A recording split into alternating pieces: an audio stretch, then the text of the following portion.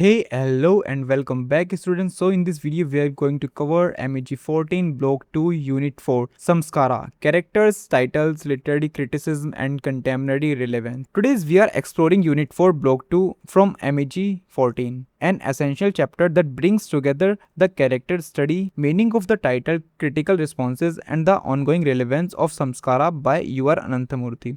This unit helps us connect the novel's literary depth with its real world implication, and it will greatly boost your understanding for exams, assignments and appreciation of Indian literature in translation. So with the part 1 we are going to start character analysis. Let's start by break down the key characters. Each one is symbolic and central to the novel's moral, social and spiritual debates. Number 1. Pranashcharya, the central figure. Known as the Chris Jewel of Vedic learner, a respected Brahmin scholar, he has spent his life upholding dharma, spiritual study and serving his ailing wife. But when Narapas dies and no one is willing to perform the last rites, he is thrown into a crisis of faith. He internal transformation begins after an unexpected physical encounter with Chandri. He leaves the village to find an answer, symbolizing a journey from ritualistic purity of spiritual honesty. Parnasacharya represents a man trapped between tradition and self-realization, between religion and reality.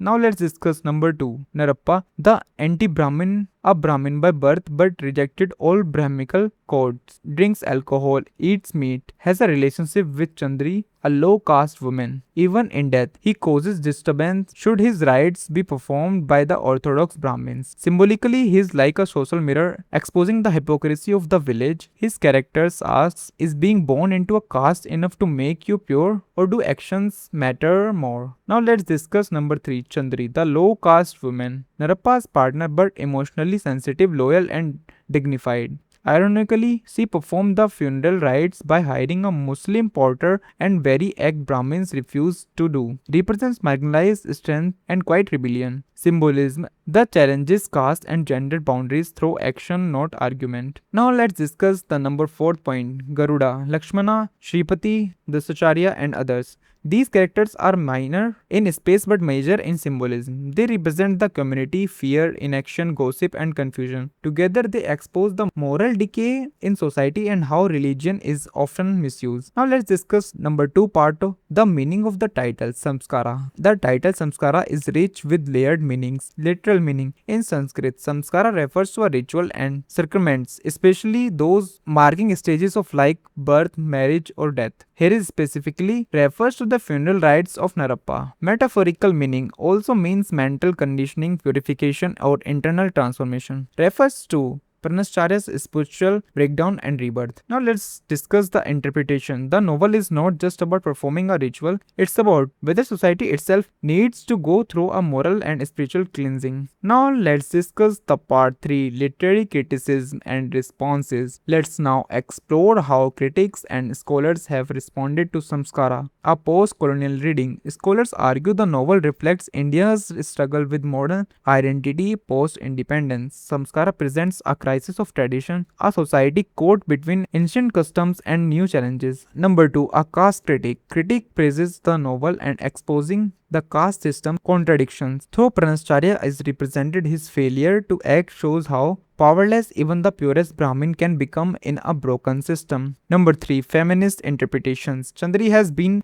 re-evaluated as a silent feminist figure. She takes real actions in a world where men only debate. This makes her revolutionary being without loud. Number 4. Global literary value. The novel has been compared to existential literature like Kamas and The Stranger because of its focus on individual alienation, moral doubt and identity crisis. Now move to the part number 4, contemporary relevance of Samskara. Why does Samskara still matter today? Let's break it down. Number 1. Caste is still a reality. Even today, caste discrimination, untouchability, and hierarchy exist in various forms. The novel remains a strong critic of ritual purity versus human dignity. Number 2. Conflict between ethics and ritual. In modern India, we still struggle between blind tradition and progressive ethics. Samskara shows how people are afraid to take moral responsibility when rules don't give clear answers. Number 3. Relevance in identity politics. The book questions how we define people by birth or by action, by social role or personal transformation.